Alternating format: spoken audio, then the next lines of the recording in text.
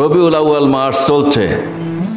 বিশ্বনবী জনাবে মুহাম্মদুর রাসূলুল্লাহ সাল্লাল্লাহু আলাইহি ওয়াসাল্লাম তার জীবন কাহিনী নিয়ে আলোচনা হচ্ছে, গবেষণা হচ্ছে, রিসার্চ হচ্ছে।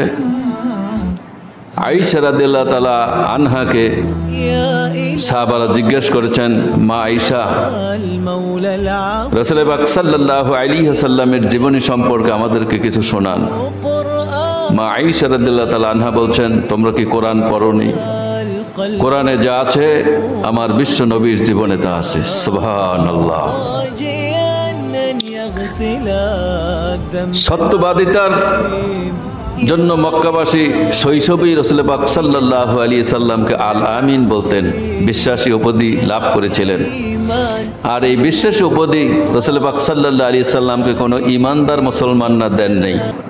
সেই আরবের কাফির মুশরিক যারা ছিলেন তারাই রাসূল পাক সাল্লাল্লাহু আলাইহি ওয়াসাল্লামকে বলেছিলেন আল আমিন।